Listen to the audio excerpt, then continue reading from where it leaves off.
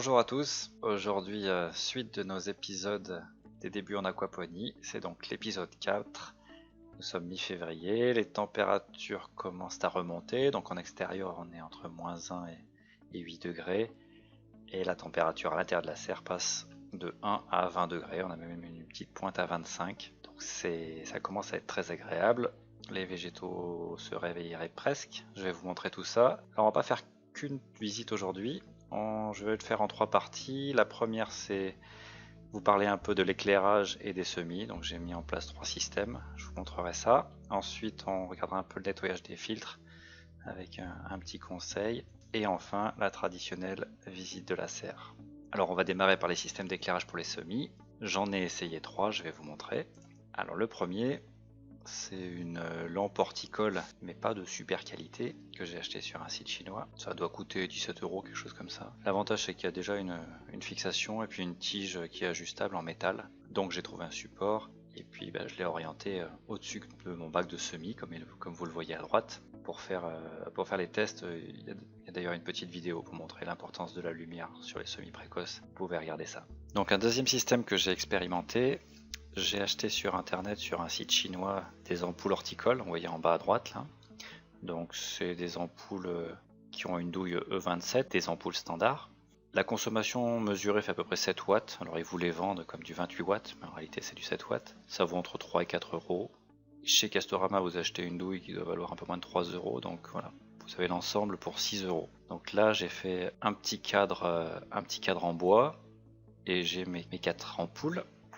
Donc vous voyez, ça fait 6 x 4, 24, vous rajoutez un peu de bois, ça vous fait 30 €, donc voilà un petit système à 30 €. Donc vous achetez une prise avec un interrupteur qui est relié à des wagots, avec les fils de neutre phase qui alimentent toutes les ampoules. Et puis voilà, vous avez votre petit système avec la patte, donc la douille avec la patte là, qui permet de le fixer sur les traverses. Alors je suis pas menuisier, hein, vous avez vu, c'est un peu un montage one again, mais ça marche pas mal. Donc ensuite vous prenez une vieille couverture de pique-nique, un peu argentée à l'intérieur, puis opaque, pour vous éviter de vous brûler les yeux, hein, parce que si vous le mettez en hauteur, les LED horticoles, ça va vous brûler les yeux. Un peu argenté à l'intérieur, ça fait de la réflexion de la lumière, ça fait toujours plus de luminosité pour les plantes, et puis en le couvrant comme ça, vous gagnerez aussi 2 ou 3 degrés par rapport à la température où vous le mettez, et comme on essaye de faire des semis précoces, c'est toujours bon de gagner quelques degrés.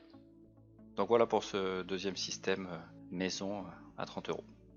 Et enfin notre dernier système, donc j'ai acheté des LED horticoles, donc un panneau. Donc là c'est du lourd, c'est du 600 watts. Alors vous voyez, j'ai essayé de gagner de la hauteur parce que il faut que ce soit entre 50 cm et 1,50 m de culture, et j'étais un peu bas, donc j'ai augmenté tout ça. J'ai mis tous mes semis dans un bac, donc tout est irrigué par le bas, et donc j'ai mes tapis de semis, mes bacs de semis, donc on peut voir la ciboulette là qui est contente. Le persil, celui-là est pas terrible, mais celui-là prend mieux. Voilà, et puis j'ai ma salade. Voilà, il va falloir que j'éclaircisse bientôt. Donc dans un placard fermé. Alors deuxième partie de la vidéo, je voulais vous parler du nettoyage des filtres. Donc les filtres, ça se présente comme une petite mousse bleue. Donc en général, on le superpose en 2 ou 3 étages avec une mousse de plus en plus fine.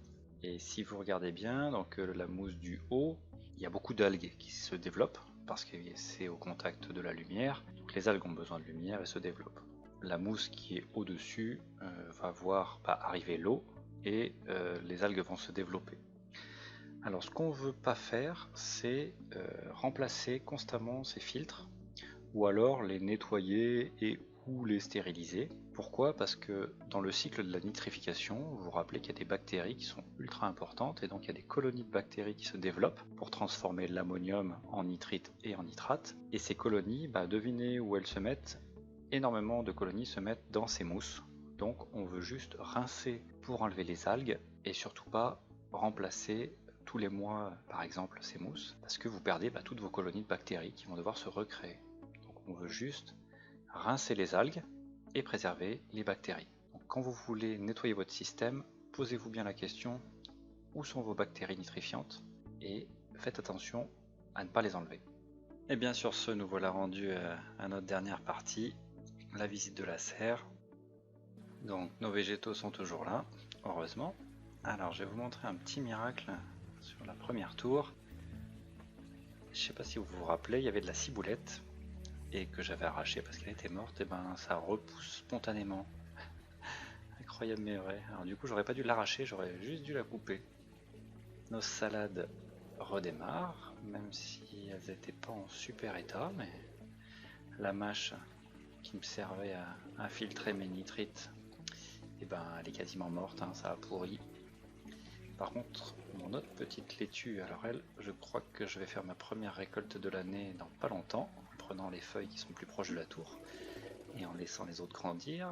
Là sur la salade, alors je sais pas si elle monte en graines ou pas, c'est un petit peu bizarre, à suivre. Si on regarde notre requête, j'ai enlevé quelques feuilles pour pas que ça goûte en dehors du bac. Ça c'est toujours le piège en aquaponie, hein, de vider son bac parce que les végétaux goûtent quand on a des tours. Nos fraisiers, et ben ça nous fait plein de petites fleurs.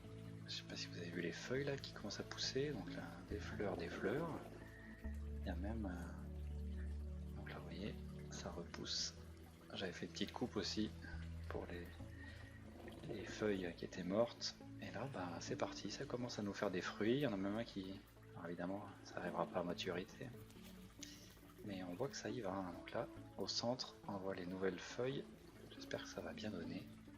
Je m'étais donné du mal à faire ces semis, donc j'espère une belle récolte cette année. Alors on voit les algues qui poussent, hein. Il n'y a pas de mystère. De l'eau plus stagnante, plus de la lumière.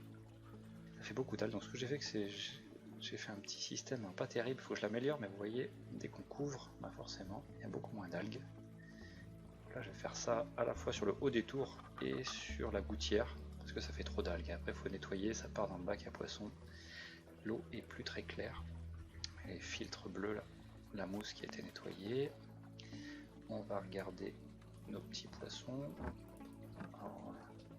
Je n'ai pas encore remis la nourriture en route. On va regarder tout ça. Et ben, c'est la forme. Je me demande même s'ils n'ont pas grossi. Peut-être que l'hibernation leur a fait du bien.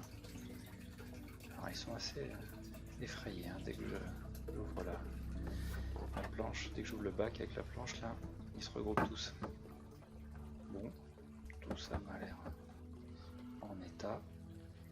On va regarder la température, presque 10 degrés, ça remonte, hein, c'était descendu proche de 2 degrés.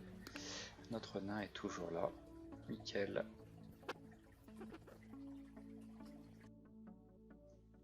Et bien voilà, c'est la fin de notre épisode 4. J'espère que ça vous a plu. N'hésitez pas à m'envoyer des commentaires ou vos questions, j'y répondrai avec plaisir. A bientôt, ciao.